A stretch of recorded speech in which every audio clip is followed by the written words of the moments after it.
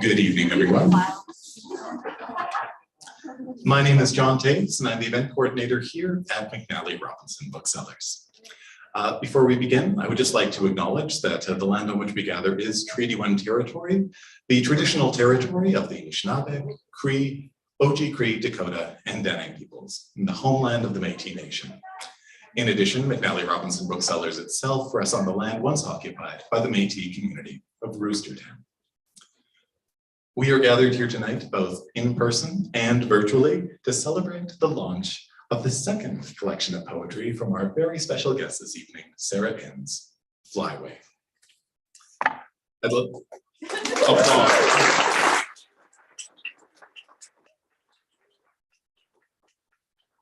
And I'd just like to start off with a note of gratitude toward the good folks at Turnstone Press for helping to bring this event together, and of course for publishing this manuscript in the first place.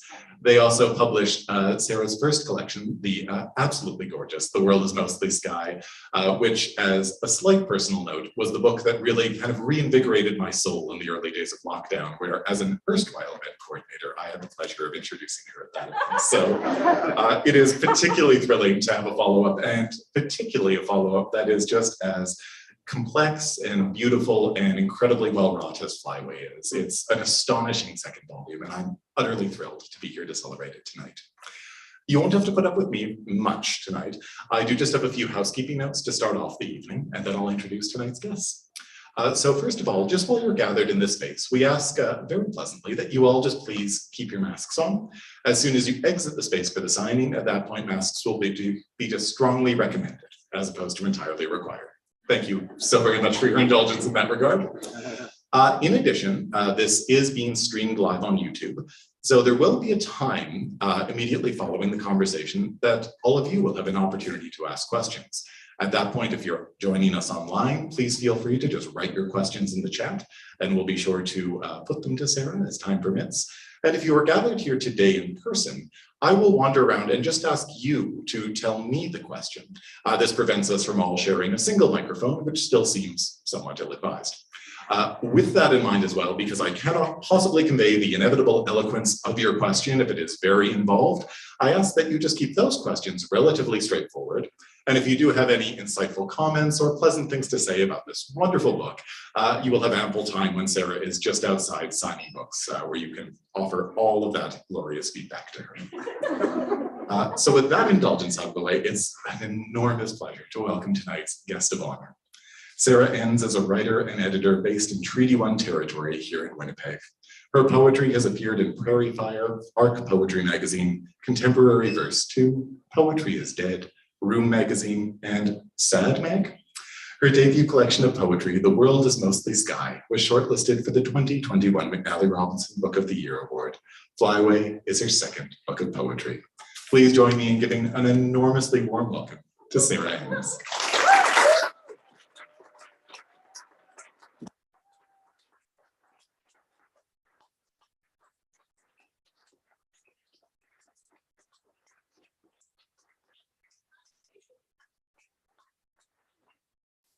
Thank you everyone for being here. It's pretty amazing to see a room full of people who have supported my writing and who have supported me for so long. So thank you for coming. Thanks also to McNally for hosting this event. Thank you to John, wherever he disappeared to, for doing the absolute best job at this. A lot of people helped me make this book. So I'm just gonna thank a few of them right off the top, and then I'll start reading. So first, Jen Still, who will be introduced very shortly, has been a really important mentor of mine. And so just thank you for all you've done to sustain poetry in the world generally and also in my life. Thank you to Sherry Benning and Jeanette Lyons, my professors at the University of Saskatchewan, for mentoring me, and you're very generous teaching. They're in the internet somewhere. Thank you to Laurie D. Graham. She was the first person to read this book and was really important on setting us on its path. And then thank you to Alice Major, who was the editor who took the Flyway thesis and made it into a Flyway book, and was very insightful and helpful. Thank you to Turnstone for giving Flyway a home, and for all of your support and for believing in this book. Oh, and thank you to my family. Yeah, you make this work possible, so thank you. I'm just going to start right from the beginning. Prelude. There is this place, this patch of tall grass, a grassland of blue stem wheatgrass, prairie cordgrass tall to my shoulders, hardy bunch grass swaying. I'd never thought much about grass until I came to this place, but here the thought of grass is inescapable. Everywhere in numerous thrones, dominions of grass bending. 6,000 square kilometers of tall grass once ran along the Red River Valley, imagine. Less than 1% remains. What remains? This small place, this preserve here. It survives along a flyway, a flight path between breeding and wintering grounds, spanning continents and oceans, stringing together places like this. So the birds, too, I notice here, warblers, swallows, meadowlarks, migratory birds who rely on this place. My gaze tumbles from sky to shrub, poorly tracking flutters and specks and song. Not knowing, I hunch under clouds, blustery light falling into the grass. I am here to think about grass and birds, to ask and look and listen. I am here, a descendant of Mennonite settlers in the land of the Anishinaabe, Assiniboine, Dakota, and Cree, the homeland of the Métis. Mennonites, a people displacing, so goes the story carried from Switzerland, South Germany, Netherlands, Austria, Hungary, Poland, Prussia, Ukraine.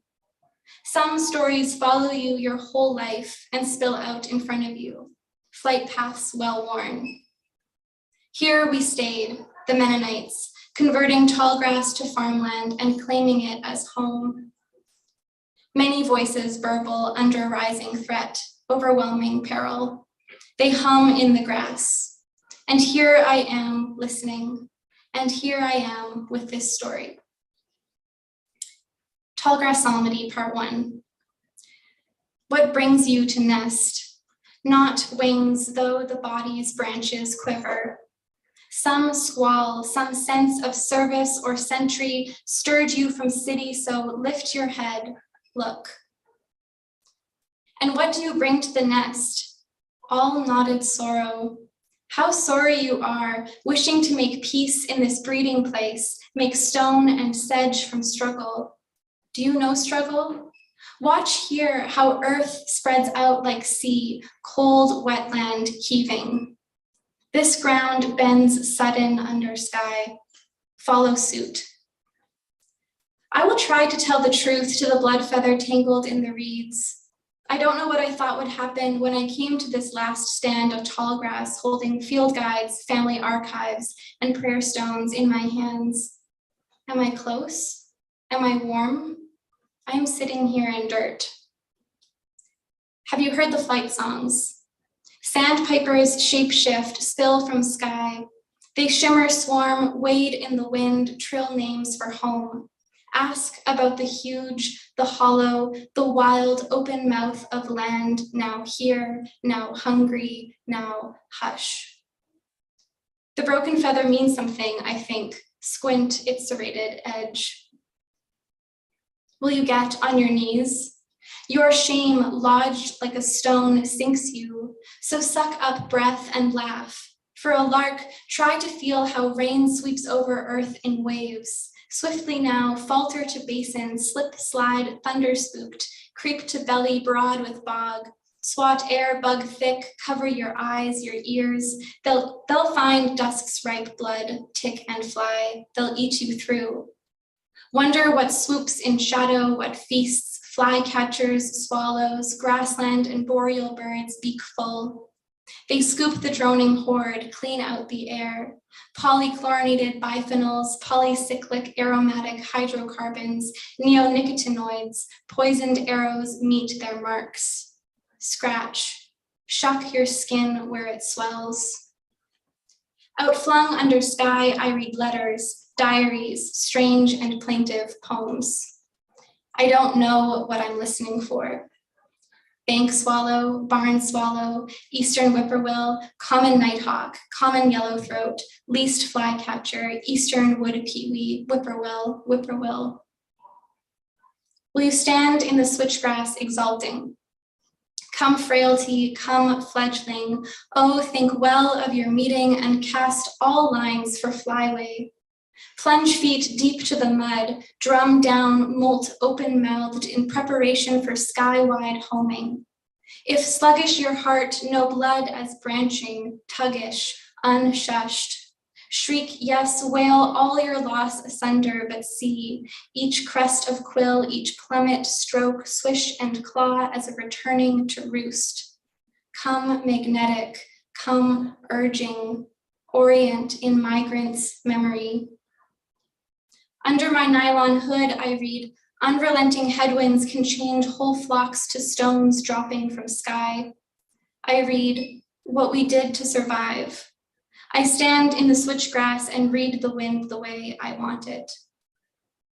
Have you sheltered from storm? Or have you blown so far off course? Find bearings in daylight, hot and caught in shoots blue, green, blue waking gold.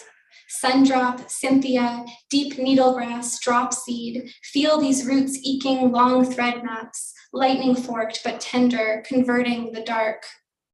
Shivering in pale sun, I imagine warblers huddled in shaking grass, their tiny bodies still between my feet. How do you unfold bones for flight? Not honestly, some malice uplifts you. For now, hold still and till all under. They won't last, your puny roots. Learn to put yourself in the ending, lie in the vanishing, the bright eyes, the sky lurch. Swallows spiral against wind which wails into sky. And how do you sleep? Not easy, it's clear. Your conscience shakes up since this became no home to return to. So brood awake, shape a nest the full length of your longing, and tell in this dry place some small story. So that's the first part of the book, obviously.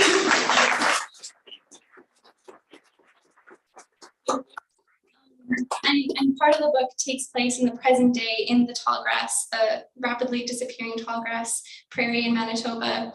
But the rest of the book, it kind of flies over to Ukraine in the 1930s and 1940s, and it talks about my Oma's story of being forcibly displaced from that community during World War II.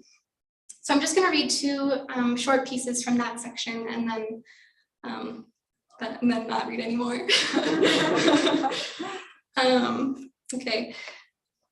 So this is my Oma. This is the night of her graduation, her high school graduation. Osterwick, Soviet Ukraine. A blur of hands and skirts and curls. Did I laugh? It spun from me like smoke, hot and full. If I laughed, I ached with it. Look, these Soviet boys jumping, legs wide, stomping to ground, quick as drums. Could you hear it to the moon, their far-flung feet? And me, soon off to Simferopol, my scholarship spinning me somewhere new into something immense, endless. I could reach up, catch my dress, stamp the world solid, turn and turn and turn. We must have laughed, we trembled with it, the storm we knew, kneeling. The party broke at 6 in the morning. We were so proud you could hear it to the moon. In the buggy that took me home, I held my cheeks, puffed to my palms, pulled in all the air I could, this blur of leaping and loud in the landing. I almost laughed the next day, to have ever danced, when the next day the Germans invaded. So that's obviously right before the war. This next piece is after they've been moved, they're moving all over the place in Eastern occupied territories. At the moment, they're in Yugoslavia, or what was Yugoslavia, and her younger brother, Hans, has been conscripted into the German army, and so Ani's gone to visit him. Maribor, Lower Styria, occupied Yugoslavia. A gray hill and the wind almost knocking me over. Hans in the wind, dark wool draped too loose, swastika spun round his arm. I could not imagine him marching, but saw clearly his capture, thin fingers spread to sky, defeat already in the gray of his face. They're sending us to Poland, the crumbling Eastern Front. Under me, hill grew to mountain, so I dropped to my knees. As prisoner, he would go to Siberia, and Siberia would break him. I could see him. After father's arrest, Hans just 12 and in the field, a skinny boy hunched up beside what men were left. He only learned to read because I made him. He'd roll his knuckles on the table, clench his teeth, swear himself red and almost choking, would rather clean machines, plow earth to straight rows. Then, not in the field, but in the barn, I saw him, on a milking stool where the women sat, the slouch of his spine, a sharp line of stones. The flank of a cow, her heavy sway, and Hans with his face against the broad warmth, his eyes closed, no, weeping. From the gray hill, he would go to Poland and then Siberia, my brother, now 19, and twisting his hands in front of him. Ani, he said. He said my name until I looked at him. How do you remember home?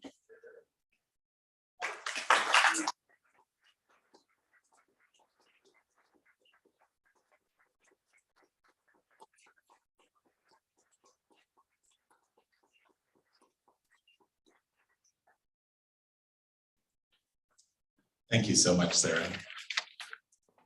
I'm carrying far too much. I've been greatly anticipating the opportunity to hear Sarah read from that book, just to hear it out loud, because it's such an inherently musical long poem. It's just such a sumptuous and wide-ranging symphony of voice, of language, of place. And deeply, deeply moving. So thank you so very much, Sarah. Speaking of being vaguely greedy, we are absolutely spoiled this evening because we have a tremendous person here to speak to Sarah. Jennifer Lynn Still lives, poems, and grows a tallgrass prairie in the Red River Valley, Treaty 1 territory, Winnipeg. Still is the author of several handmade chapbooks and 3 poetry books, including Saltations, which was published by Thistledown, a meditation on her matrilineal Métis and European heritage.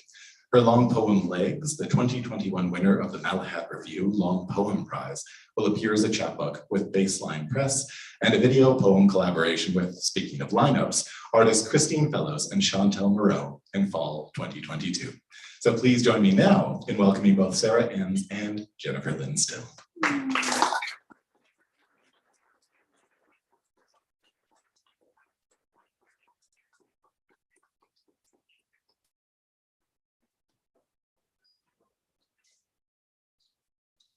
We get to do this.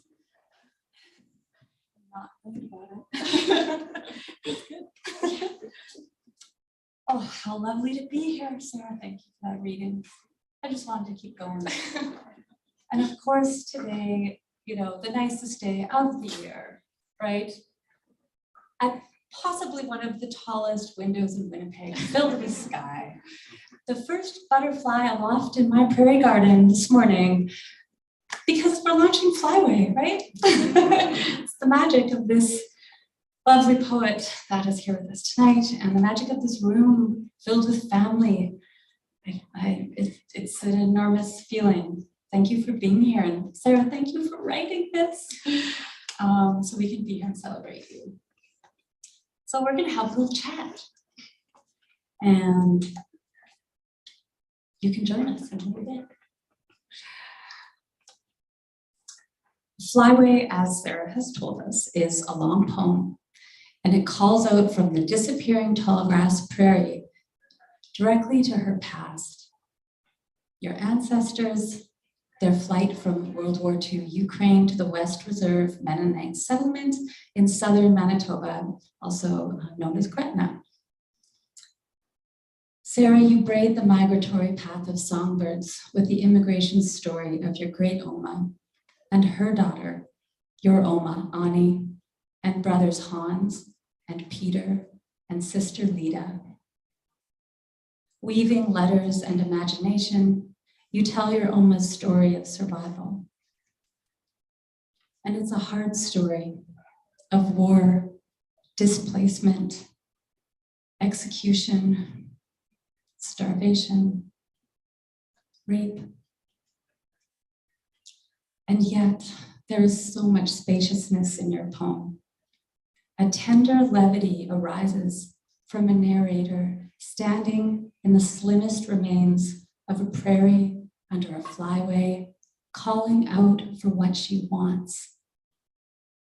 One long, true story, Sarah tells us. Good and true in the telling. So Sarah, let's talk about your telling. I guess, how did you come initially to write about your family, and what was the process of connecting it to the letters? Sorry, to the prairie, through the letters. Yeah, so I think this family story of my Oma was very much a foundational family myth. I think that was very intentionally passed down and was talked about in a way that was, certainly tragic aspects to it, but ultimately sort of a story of triumph, of preservation or perseverance and preservation and strength. And so this absolutely impacted the way that I think understood myself and understood my family. And then as I got older, I started to realize that it wasn't just my own personal family story that I was kind of carrying with me. It was also a larger Mennonite history narrative of exile and displacement. And I started to get really curious about, what did this narrative, how had this narrative shaped my sense of self? How had it shaped my Mennonite communities? And how did it impact the way that Mennonites left places and then moved somewhere else and resettled, and how did it impact the land that they settled on?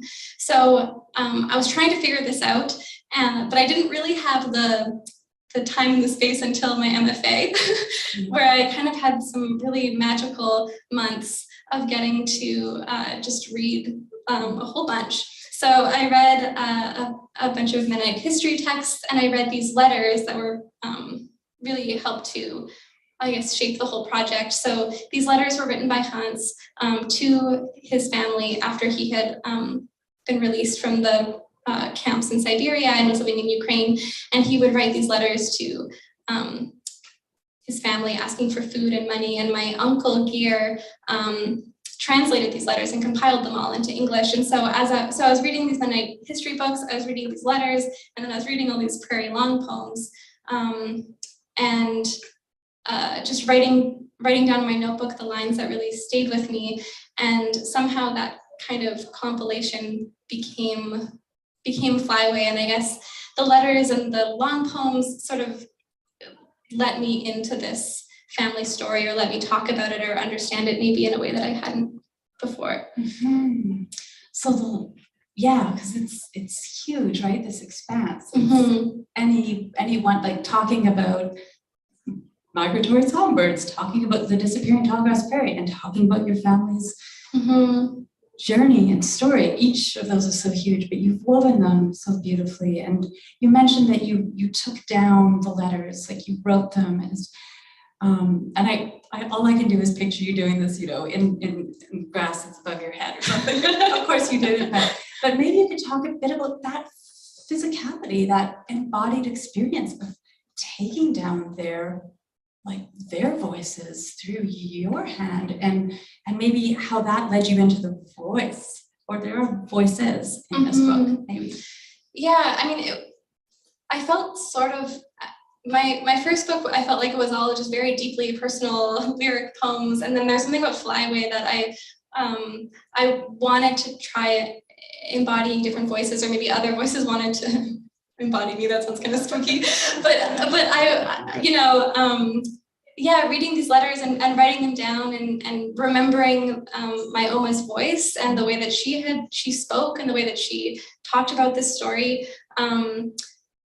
Yeah, I think that writing it all down and then telling the story in the first person was this way of accessing that voice. And then maybe similarly with the tallgrass prairie, I was really trying to evoke a landscape through language. So I was also trying really hard to listen to voices that just weren't just my own. It's huge. It really comes through in this, and it does it almost seamlessly. You know, there's sort of an interiority to the psalmody, which we all heard, and then you know, first person, really driven narrative.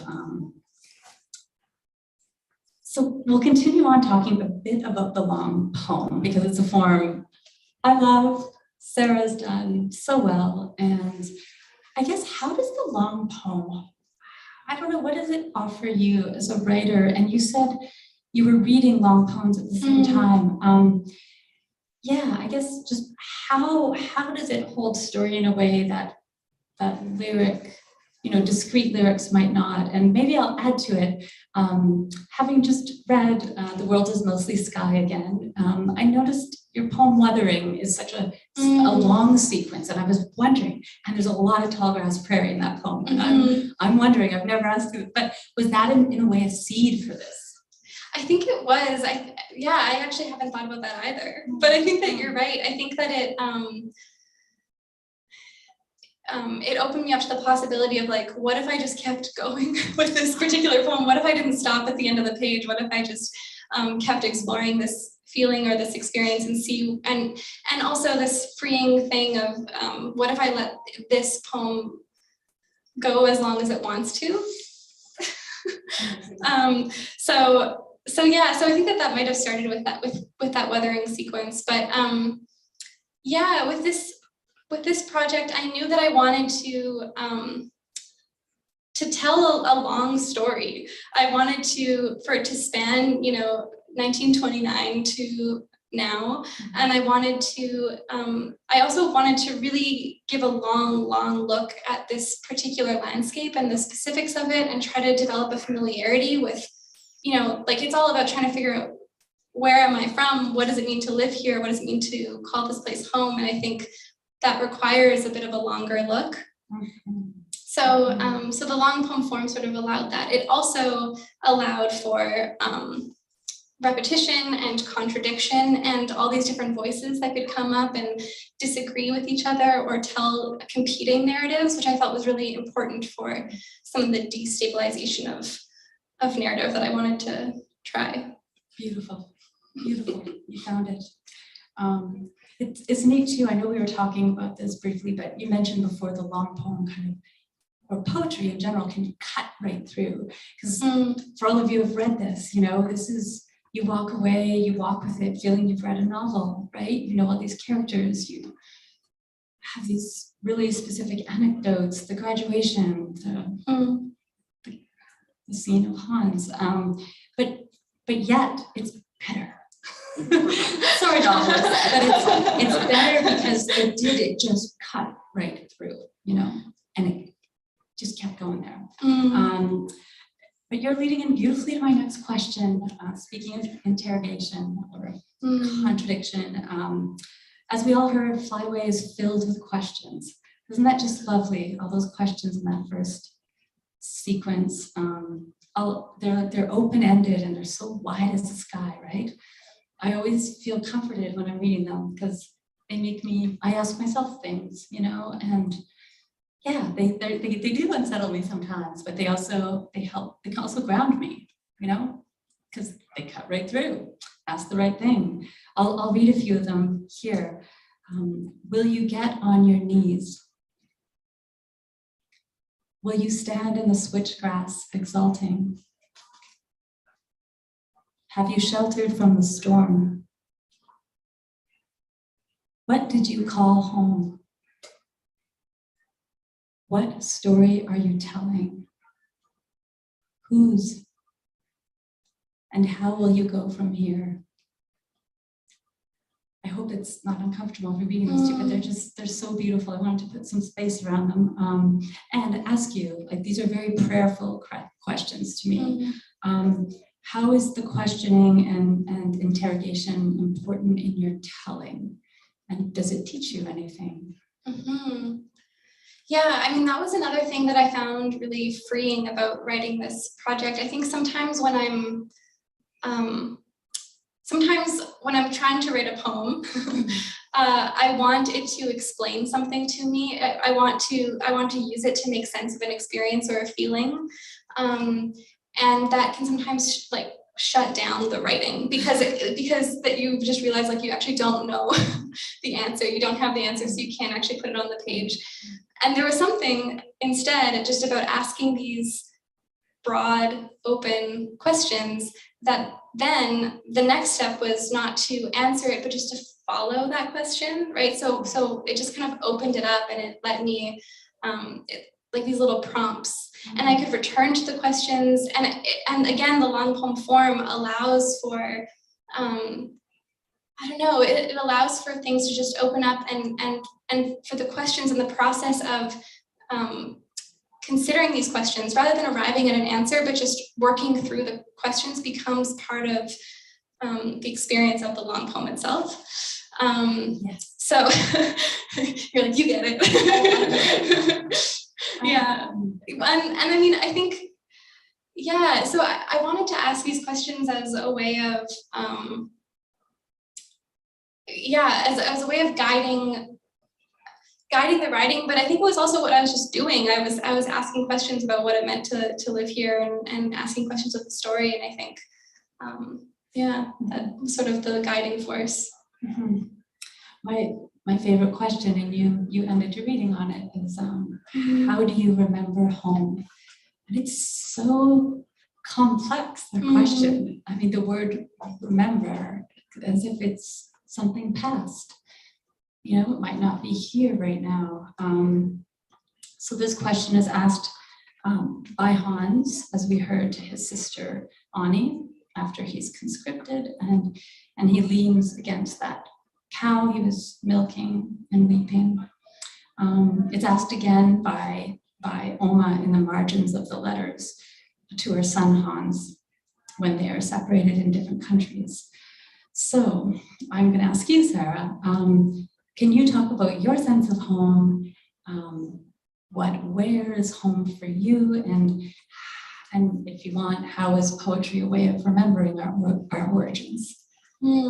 So yeah, this again was like the large guiding question for this whole project. And I think, so I wanted to sort of evoke two things. One, that home was a very specific physical, tangible thing. So I wanted to get really granular, with this particular ecosystem, this, small space of tallgrass prairie. And I wanted to study the individual grasses and talk about it in a way that, if I'm from here, like, how can I familiarize myself with the specifics of like this grass or this bird or this plant and or this soil, So on the one hand, I think this question of home is about the specificity of being here and what does it mean to be right here. And then of course there's also, the idea of home that lives in all of our brains. And I think when I was reading these letters from Hans, towards one of the last letters that he wrote before he died, was this sort of strange poem, which I've included in the book. But once I read it, I was like, oh, okay, that's actually what Flyway is about. He talks about he has this dream. He wants to lay the cloth of his life in the grass by his house in Ukraine, and he wants his mother to sit on the cloth with him, and he wants to be in the rustling grass under the rustling tree on this cloth. And as soon as I read that, I was like, yeah, okay, that's what home is. It's the cloth of your life, and it's the place that you put it, and it's the people that you invite to sit on it with you. And so I think that was an image that also was important to this book. The cloth of your life. Mm-hmm. So beautiful. In the very last page, you'll all see that there's a picture of Sarah's Oma, and there's a clock on a table, and they're having a birthday party, and everyone they wanted to come is there. Just what you said. Mm-hmm. So it's a picture of home, I guess. Really beautiful. I have to do that. Oh, okay. So I'm wondering if at this moment, Sarah, there's another section in the book, an ending section called Unsettling, and it would be beautiful to hear you read from it, if that's okay. Definitely, yeah. So yeah, this last section, or second last section of the book, like Jen said, it's called Unsettling, and it's about what happens after Ani arrives in Manitoba, and it's about sort of this Mennonite community, and it spans from this immigration moment up until the present day, so it moves quick. But I'm just going to read the first couple of pages from this. So this is Unsettling. The humble hands of Christ prepare the table, knead, hold, fled fields from the pulpit. The story goes, Ani sat herself on the corner of his dark, heavy desk, watched him grade papers in fine red pen. The story goes, she plucked a piece of candy from a small glass bowl, twirled a hard, sweet circle from plastic, crinkling. The story goes, she learned to know Gerhard, the stern, shy school teacher preacher, the village's most eligible bachelor. Born eldest son of Gerhard G.H. Ens, born then moved in 1923 along with 20,000 other Russian Mennonites to further settle Canadian prairie. The Canadian Mennonite Board of Colonization, immigrant founded by an earlier wave of fleeing farming Mennonites to coordinate this coming of Christ followers, to tell the martyred legacy. War, revolution, war, hunger, exile. An inheritance of turning to earth, resisting the world, learning to lean your body from flesh through ice, to carry your enemy safe to shore, this shore of rich soil, shored up and tilled under a promised wind-blown, emptied land to cultivate with conviction, though enemies everywhere. So safeguard the spirit and forego despair, the sparrow there, see and know the Lord watching, cover your hair. She misses dancing. She misses almost nothing but the dancing. In thawing dirt, a crocus and a child on her hands and knees shrieks full to the earth, purple. In just a few hot months, the beets will need digging, the beans will need picking, the church aching and sweating. It's either quiet or not at all quiet. Head first like a nuthatch. Follow the flash pattern of the field. Watch the conscience of a practical people, a people persecuted, set apart, saved, reborn safe in parceled prairie, prairie set apart, stolen for settler hands, driving plowshares deep into ancestral grounds. The teachings of Christ. Do not adorn your flesh, do not take up arms, do not swear an oath, avoid the country fair, their tractor shows, no card games or drink or smoke or sex, so cling to the anguish of the faith stories. Remember with holy severity, this is God's own truth. This is a crowbar, this is your salvation.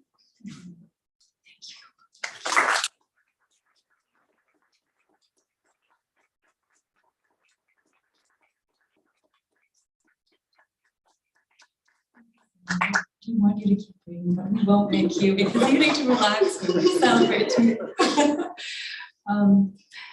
The last three words, what are they? The last three words in the book?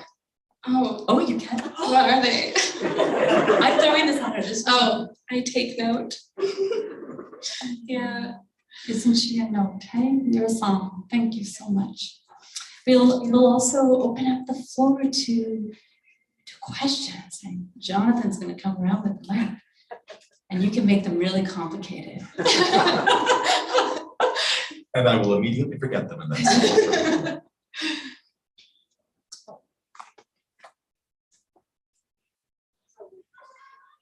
Long poem is really important. Sarah, can you talk about some of the long poems that have influenced you? I hear bits of Robert Crook, his use of sound and found poems and his contemplating land.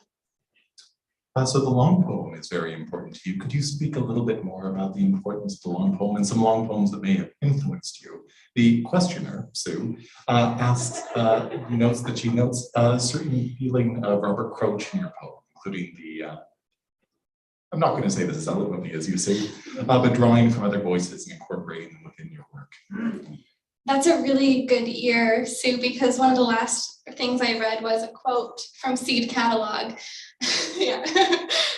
So I do actually quote from a number of long poems in that unsettling section. I sort of wanted them to be, I also quote from, it's like biblical scripture and then prairie long poems quoted throughout these kind of foundational mythic texts of this place, I think, for me. So yeah, so definitely Croach was extremely important. The Shunning, Patrick Friesen, The Shunning is quoted in here. Comma by Jennifer Still is quoted in here. Blue Marrow by Louise Half was really important. Don Mackay, Long Sue, that one when not a prairie long poem, but really important. I don't know, all these, there's something about the form that allowed them to talk about a place in all of its complexity and to sort of suggest a narrative while also simultaneously disrupting it.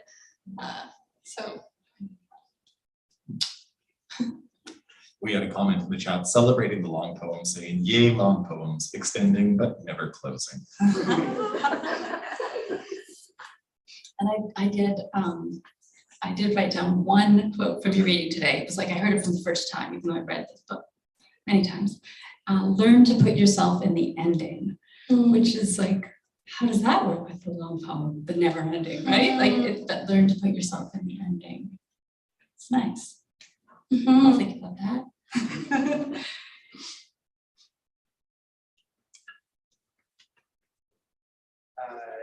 You were mentioning that you looked into sort of the science and the biology of the sweetgrass and the birds. Was there anything that you found when you were looking into that surprised you, or that was unexpected that ended up making it into the text, or that was something? You mentioned that you looked into the science and biology of the sweetgrass and the birds.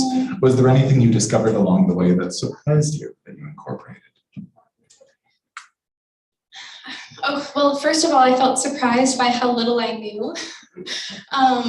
You can grow up your whole life in a place and just kind of see bird, tree, grass. and then I started to slowly figure out, like, oh, these are all different things and vastly different, and they have very different lives and they have very different needs. So that was, I think, the first thing that I felt surprised by was just what I didn't know about this place that I kind of already felt that I did know and I had a sense of.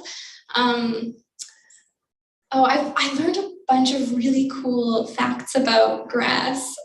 Jen might be able to help me out with recalling them to mind. I mean, they're amazing. They basically go dormant all winter long and just store up all their energy. But then, well, and how deep can their roots be? Like 6 feet?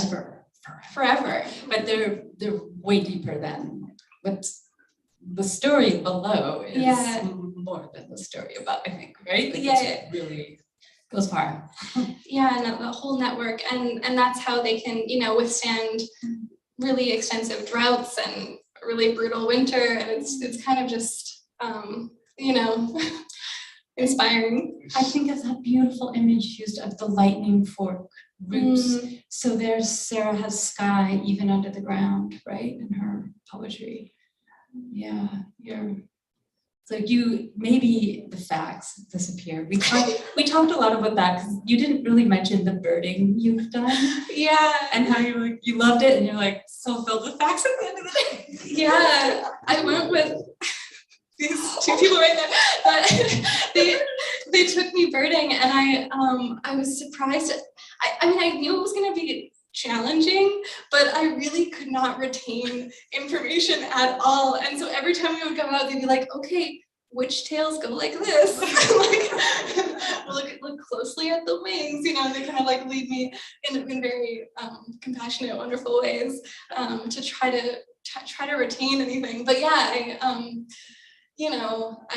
I'm sort of in it for the poems, maybe more than the scientific facts all the time, but but I am trying to learn. We need your poems. Keep going, keep birding. One of the joys of streaming these events online is that I get to start off sentences by saying, Alice Major has a question. Alice says, Sarah, that word stolen pops out at the last reading you did. I know the unsettling acknowledges that the Mennonite heritage is more complex. Would you talk about that? Yeah, that's a big question. And I think that was top of mind when working through, you know, when you're asking questions of home and you are a settler in a place, you have to do a bit of reshaping of the story that brought you here, I think. And so, you know, I talk about this a bit, but the Mennonites, being moved from place to place and looking for a place to live also meant, you know, they were constantly settling in places where people already lived and displacing other groups of people. So that was something that I really wanted to draw attention to. And not only, you know, so the impact of Mennonite settlers in Manitoba, in southern Manitoba, but also the impact on the landscape. So much of that cultivation of the tallgrass prairie was because of creating farms, and so I think, yeah, that was something that I wanted to look at and actually really grapple with. You know, what does it mean that we've come here, and the violence and displacement that our settlement created for other people and for the land.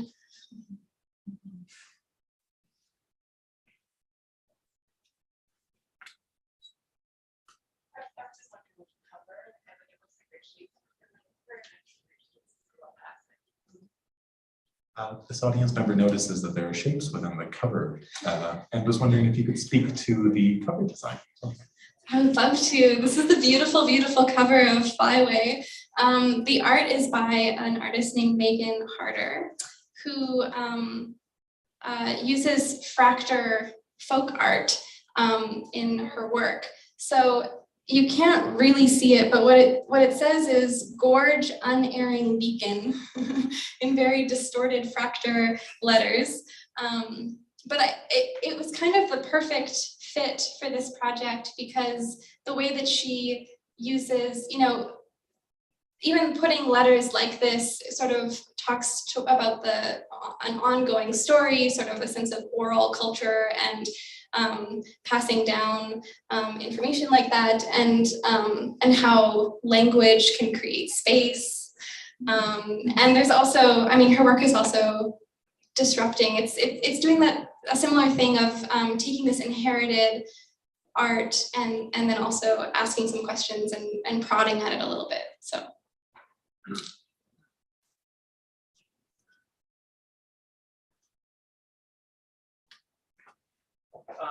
Why a crowbar in the final passage that you read? Why a crowbar in the final passage that you read? So, well, that's Crouch. That's the Crouch quote.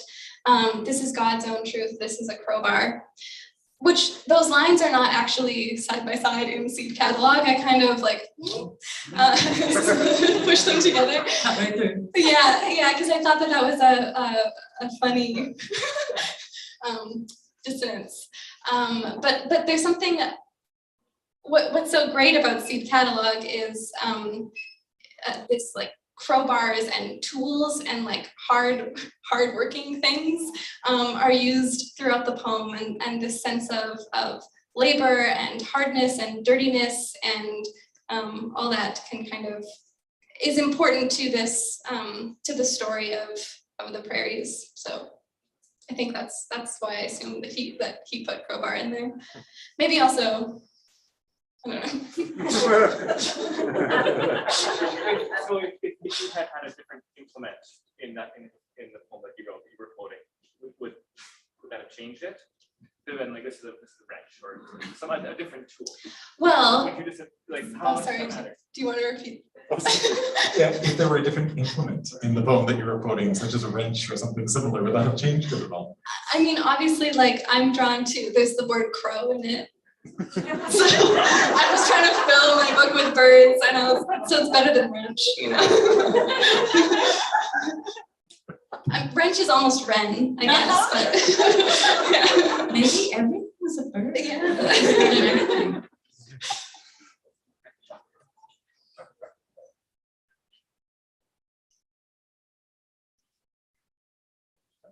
Yes. 3 words that stick with me all the time are all nodded sorrow. And I'm wondering when that line came to Sarah. When did the line, which sticks with this audience member, all nodded sorrow, come to you? Thanks, Dad, for the question. Yeah, I mean, it came early.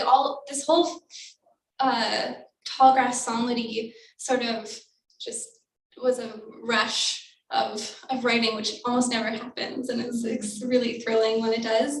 But the all nodded sorrow. I mean, part of what I was trying to talk about too was this this hard story, Oma's story, and so many women and other, refugees have a similar story that's full of pain and loss and trauma. And yeah, so I was interested in this inheritance of knotted sorrow that maybe hasn't been untangled, it still needs to maybe have the space to be spoken about, needs healing. I think that's what I was trying to say there.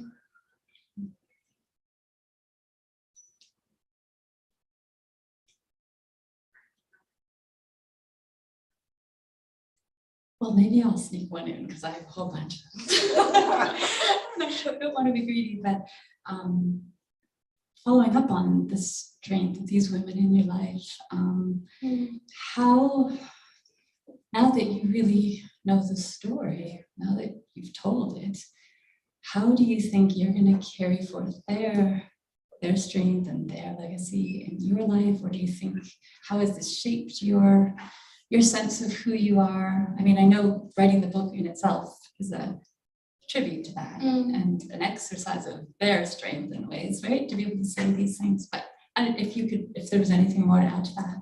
Yeah, I mean, I think part of why I wrote the poem too was just to spend time with my Oma and her memory and my memories of her. And so absolutely, I mean, I don't know about carrying on legacy, but I hope that I feel like I learned a lot from her in this writing and in learning about this story, and hopefully I can take some of those lessons about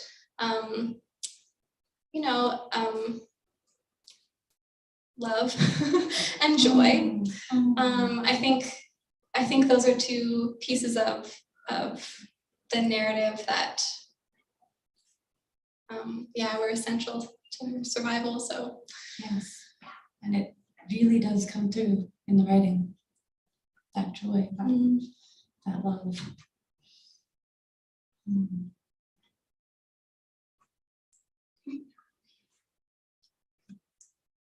We do have time for one more quick question, if anybody has one, to dramatically close down the evening. No pressure.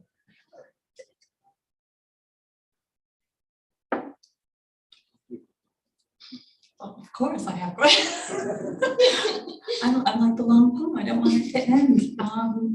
What should we say? Last question. Well, I guess maybe we'll return to the sky. That's where we started. And as we mentioned, The World is Mostly Sky. Your first book is really considers the sky as it's part of its landscape. And Flyway, of course, it's migratory songbird path. Yet your words are so crisp and clear in this vastness.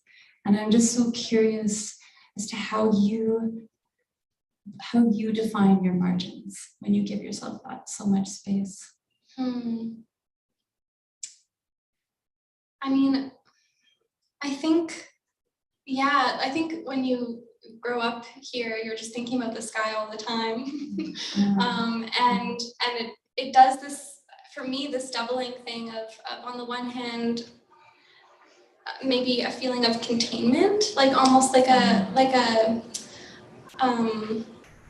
I don't know, there's something very exposed about being under a big open sky. There's something that makes you sort of confront your mortality. But then simultaneously, right, there's also this sense of flight and freedom and expansiveness. So I think maybe I'm kind of moving between those two senses. And I also think that when I'm writing a poem, I just always wanted to sort of have that, I want it to just lift. So that might be part of it too. Do you feel the voice, the poetic voice is strong in you? It's very strong in your work. That must be your guide. You said this was a rush, Samadhi was a rush, so. Yeah, I mean, if you can ever have that feeling, it's the best ever. And so, yeah, I think I'm always striving for the feeling where the poem is kind of taking you. Yeah. Well, we're so glad it took you. It's taken all of us. And thank you, Sarah, so much. Thank you. Thank you, everyone, for being here to support Sarah. And thank you, John. You're the most amazing host to everyone. We're grateful for you. I can see him through the cracks. He's there. He's really there. It's not a secret stairwell or something. Well, let's.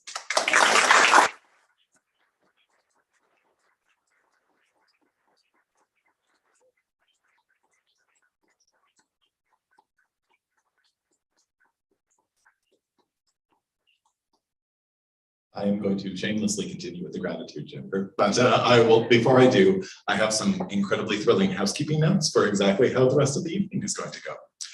So we will ask you all to remain in your place for just one moment. We'll relocate Sarah to a table which is immediately beside our cash desk out there. At that point, please feel free to get in line to have a copy of the book signed.